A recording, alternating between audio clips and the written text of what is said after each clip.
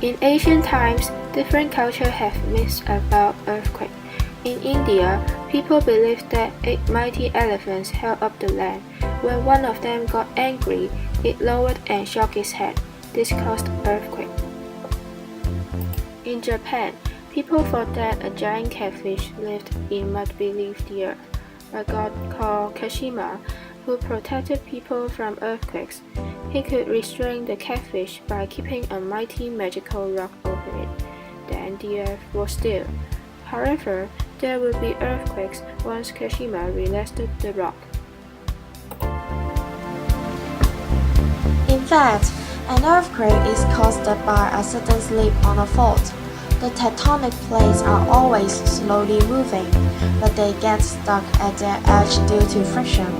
When the stress on the edge becomes larger than the friction, there is an earthquake that releases energy in waves which travel through the Earth's crust and cause the shaking that we feel.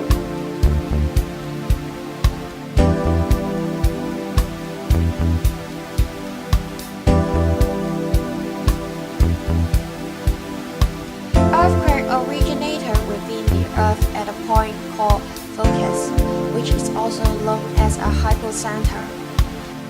Epicenter is the point directly above the focus on the Earth's surface. The vibration caused by an earthquake is called a seismic wave. It will travel through the Earth's layer and can be divided into two types. One is the body waves and another one is the surface waves. Earthquakes are most common at the tectonic plate boundaries. There are 3 types. The first one is the divergent plate boundary. It occurs when 2 tectonic plates move away from each other. They are constructive and usually form a rift zone.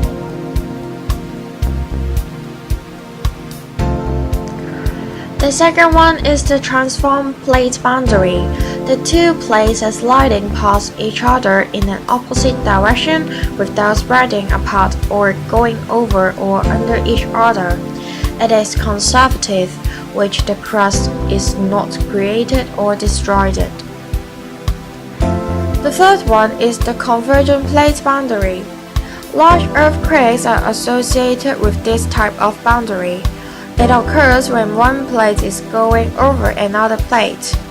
Through a subduction zone where oceanic plate goes under the continental plate, movement and earthquakes occurred. It is destructive where the oceanic lithosphere is destroyed. Despite earthquake is inevitable, there are measures to reduce serious casualties and damage. Firstly, it is about the earthquake-resistant technology. There are 2 measures. The first one is adding shock absorbers. It can reduce the magnitude of the shock waves by turning the energy into heat energy. The second one is adding 2 mass dampers in order to help balance out the building during the earthquake. Education is also an effective measure to raise people's awareness towards earthquake. In Japan, students in elementary school have to attend earthquake drills once a month, so as to learn how to evacuate during an earthquake. In Taiwan, there is a museum of earthquake. It kept the site that was disrupted by earthquakes and have exhibition that explains the consequence of earthquake. This reminds people the disastrous influence of earthquake, but also send a message that people should have positive attitude under natural hazards.